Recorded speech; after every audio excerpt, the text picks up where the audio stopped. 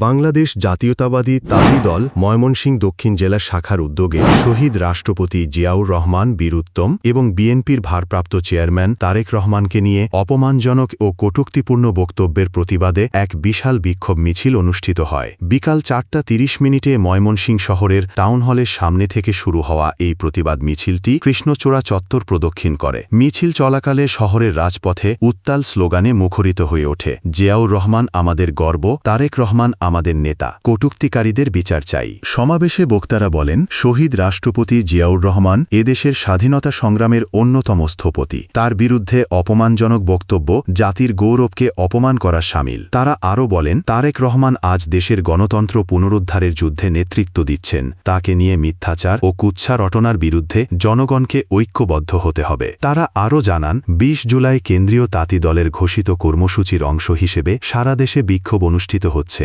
দেশের আইন শৃঙ্খলার অবনতি ও ষড়যন্ত্রমূলক অপচেষ্টার বিরুদ্ধে এই প্রতিবাদ জনগণের স্বতঃস্ফূর্ত অংশগ্রহণে প্রমাণিত হয়েছে। সমাবেশে সভাপতিত্ব করেন ড রুহুল আমিন, ময়মনসিংহ দক্ষিণ জেলা তাঁতি দল। সঞ্চালনা করেন মুক্তার হোসেন মণ্ডল, সাধারণ সম্পাদক, ময়মনসিংহ জেলা তাঁতি দল। বিশেষ অতিথি হিসেবে উপস্থিত ছিলেন মামুন সরকার ও আনিসুর রহমান আরিফ, কেন্দ্রীয় তাঁতি দলের সম্মানিত সদস্য আব্দুর রউফ, সিনিয়র সহ-সভাপতি মাহমুদুর রহমান কাঞ্চন, সাংগঠনিক সম্পাদক জিয়াউল ইসলাম মাসুদ, সহ সাধারণ সম্পাদক। এছাড়াও উপস্থিত ছিলেন জেলার গুরুত্বপূর্ণ নেতৃবৃন্দ ও বিভিন্ন উপজেলার প্রতিনিধি দল, যাদের মধ্যে উল্লেখযোগ্য কোতোয়ালি থানা, ত্রিশাল, ভালুকা, গফরগাঁও, পাগলা, মুক্তাগাছা, ফুলবাড়িয়া প্রমুখ অঞ্চল থেকে আগত নেতৃকর্মীরা বিক্ষোভে যোগ দেন। আবুল কালাম আজাদের স্ত্রীর অসুস্থতার খবর জানানো হয় এবং তার দ্রুত সুস্থতার জন্য মোনাজাত ও দোয়ার আয়োজন করা হয়। বক্তারা শেষ বক্তব্যে বলেন, বিএনপি ও জাতীয়তাবাদী শক্তির বিরুদ্ধে অপপ্রচার ও চক্রান্ত রুখতে সবাইকে রাজপথে ঐক্যবদ্ধ হতে হবে।